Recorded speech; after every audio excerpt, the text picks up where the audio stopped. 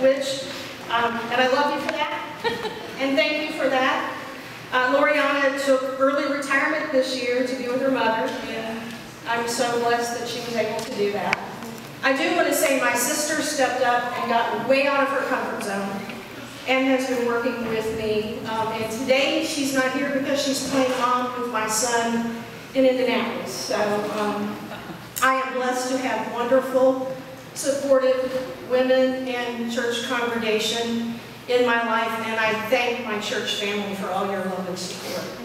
Now, Lily is going to bless us with a poem. Before you read, I want to say something. What this girl is going to do takes a lot of guts. So I hope you can just relax. This is something you probably haven't seen before, underscored poetic. She wrote this herself. It means something to her. If you listen to the words, absorb it, I think you're going to get a great message in this too. Right? Good.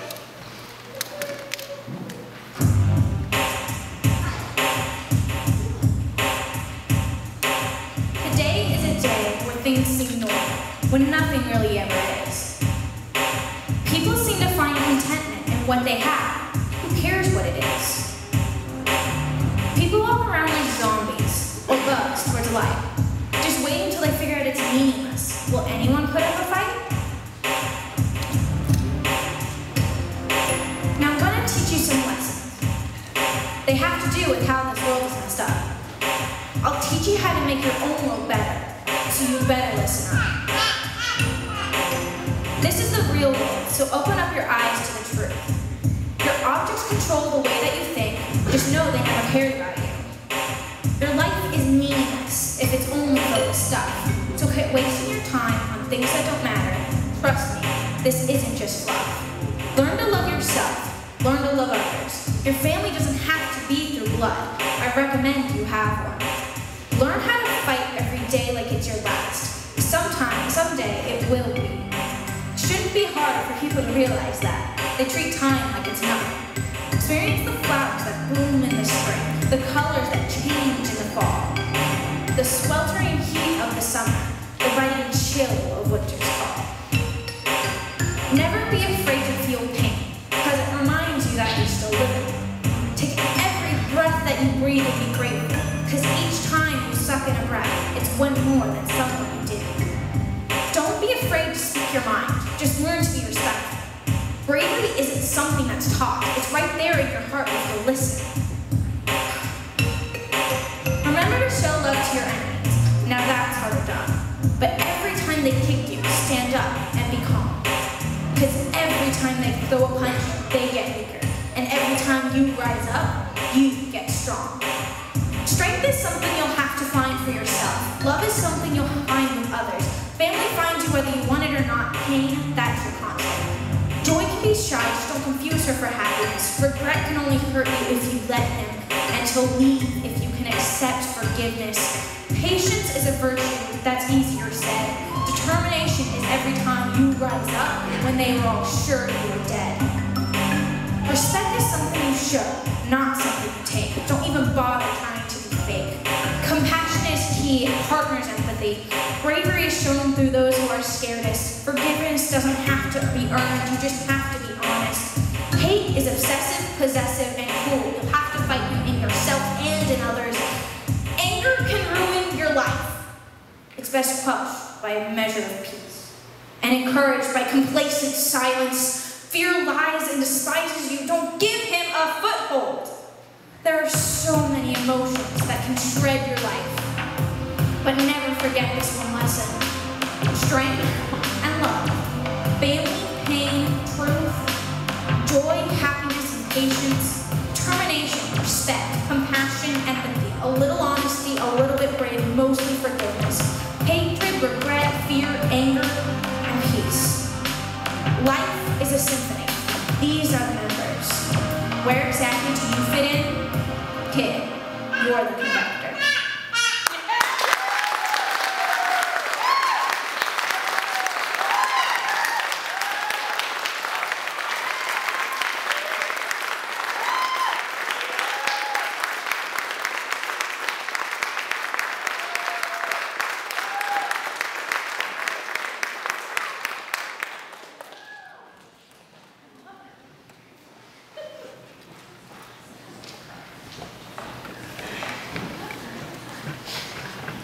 We have two scriptures from the Bible today. Our first comes from Hebrews 13:7-8. Remember your leaders who spoke in God's word to you. Imitate their faith as you consider their lives turned out. Jesus Christ is yesterday, today, and forever. Our second reading is from Jeremiah 6:16. The Lord proclaims, stop at the crossroads and look around. Ask the ancient paths, where is the good way? Then walk in it. Find a resting place for yourselves. But you say, we won't go. This is the word of God for the people of God.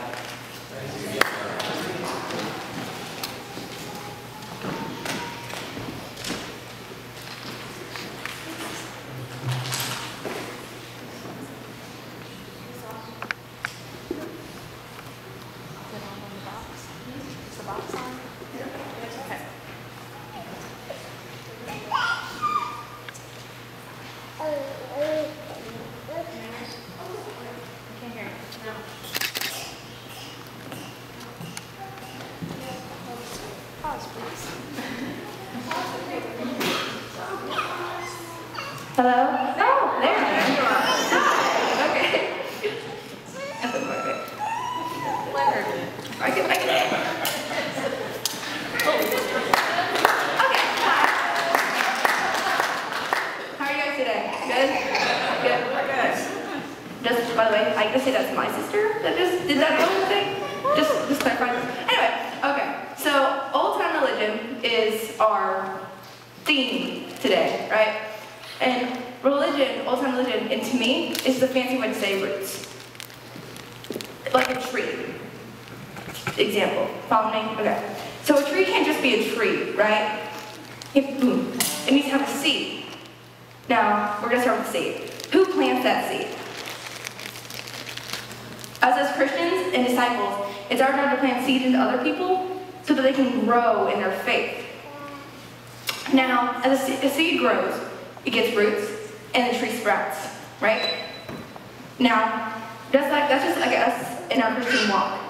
The farther we go down, the more knowledge we gain, and the more stronger, and our connection with God is stronger. Just like how, when the tree grows, the roots are more fed, and more water and sunlight comes, and the tree gets stronger. Now, how do we get more knowledge, and how do we get stronger with our faith in God? This. Sometimes when you look back to our roots, right? Yeah. Sometimes we look back to our roots, and that's okay. Jesus knew that we sometimes need a further explanation.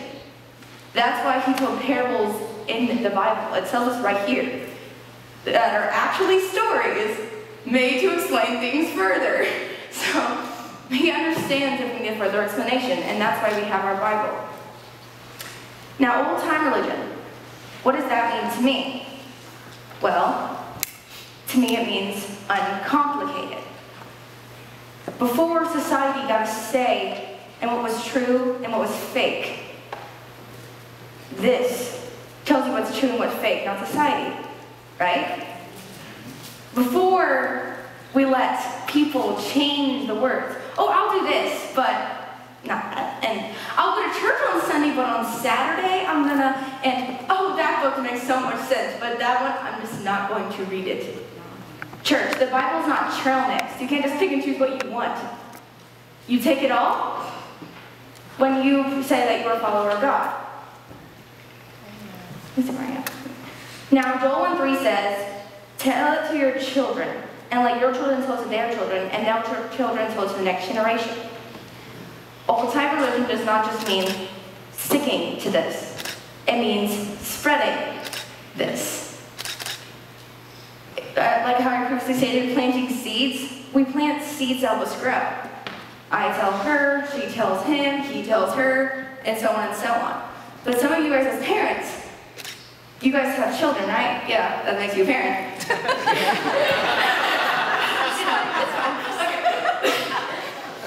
Sometimes telling it to them is the most important person to tell. And I don't know as a parent, but even as a kid that sometimes I look up to them, my parents, and they're the one person that I just need to tell me go this way, right? Because there are two roads mapped out. One society wants you to follow, and one that's mapped out with this. Which one are you going to take? Because there's only one right way. The other one people want you to think is the right way. Okay?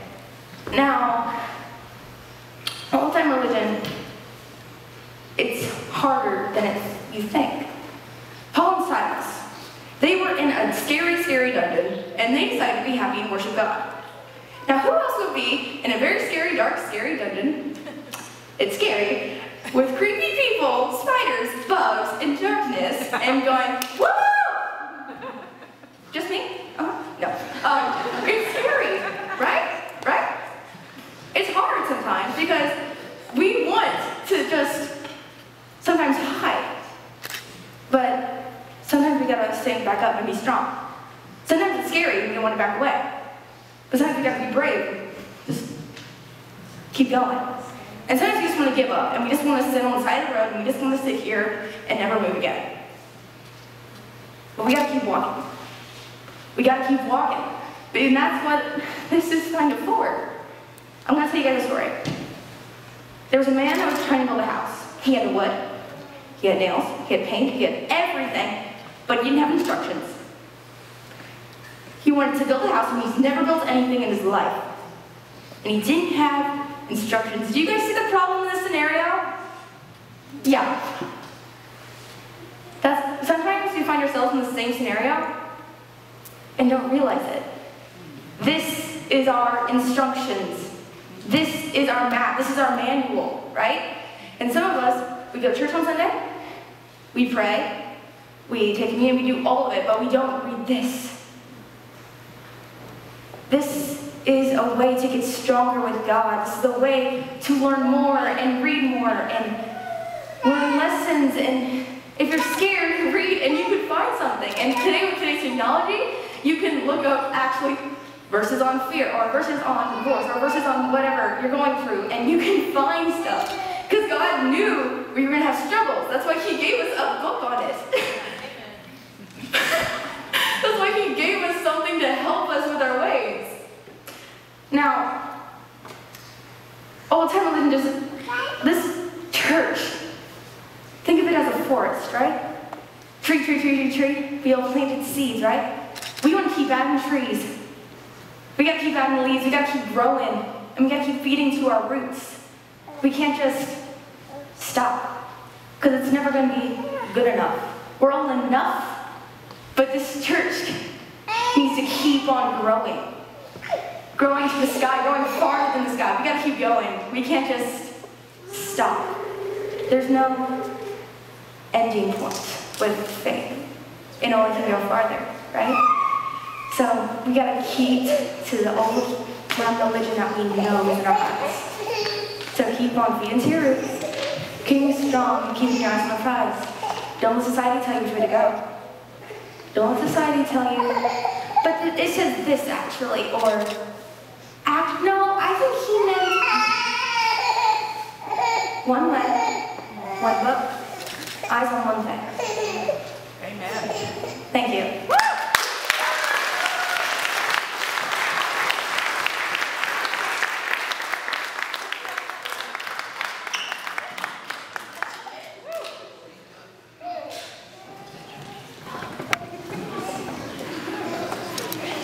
That's just awesome. Thank you, Olivia. We have so much talent in so many areas in this youth group. It just blesses me every day. Some days I have to remind myself I'm blessed. But I'm blessed. That's right. Yes. It's usually on Wednesday. Love you all. Love you all. So it's hard to believe we've got another year down, another class of seniors moving on into the world to pursue their future. And my prayer for them is that they have been and will continue to be in prayer about what God wants them to pursue. Not what they want to pursue, but what God wants for them. And I pray that you ask Him frequently, and then you listen carefully. It's easy to ask. Sometimes the harder part is listening for the answer, because it's not always the answer we want. Olivia talked about roots, and she talked about us not forgetting who we are and where we came from. And that is so important. not just for the youth today, but for us as adults moving this church into the future. The Webster Dictionary defines roots as both a noun and a verb. And I thought that was kind of interesting. The noun definition is, as Olivia pointed out, the part of the plant that attaches it to the ground or to a support, typically underground, conveying water and nourishment to the rest of the plant via numerous branches and fibers. So I read that and I thought, wow, I don't know about you guys, but that sounded a whole lot like our church family. Providing nutrients, sometimes underground, meaning quietly. They don't always know how encouraging you're being to them, that you pray for them. Some of you pray for them daily, and some of you don't even know their names. You just pray for them. And they love you for that, and I love you for that. And you pray for their safety. You pray for their faith. And you pray that they make good choices and that they always feel God's love, no matter where they're at, no matter what they're doing. So I think of the congregation as the branches providing all this nourishment and all this support to these kids. And you don't know how bad they need that support from each and every one of you. And as I said, we thank you for that support. Now the verb definition is to establish deeply and firmly. So I pray that you guys know, seniors and youth group, I pray that you know how deeply you are loved and cherished, no matter what your future brings. You know your family loves you. And I hope you know that this congregation loves you as a family. Your family stretches far beyond the people under your roof. Your family is right here. And no matter where you go, no matter what you do, those doors are always open. And this congregation will be here welcoming you with open arms too. So don't ever forget that. You have a strong foundation within your church family. They're holding you up. They're lifting you up in prayer, and they can't wait to see what God has planned for you. So I pray again that you listen closely to God's voice, that you have a heart to obey His word, and a desire to make those right choices. I pray that you walk faithfully and diligently in all you do, and that your footsteps are firm in His word. I pray that you feel His Spirit over your lives in amazing ways, and that you're strengthened and filled with hope for the new roads ahead. I pray that God opens doors that need to be opened, but I also pray that He closes every one that needs to be closed tightly, because there's a whole lot of people out there trying to push you through those doors. And I pray every gift and treasure that He has placed inside your life will grow and develop and flourish to bring Him glory. As parents, God has blessed us with the opportunity for a very short period of time to teach and raise godly young men and women who want to pursue a personal relationship with God and to walk in His Word. And that's not an easy task for young people in this world today, because they're being pulled in every other direction. A lot of times every direction except that direction. So I pray that God's Word will continue to be a lamp unto your feet and a light unto your path. And don't ever forget who you are and to whom you belong, because first and foremost, you belong to God. And don't ever forget your roots.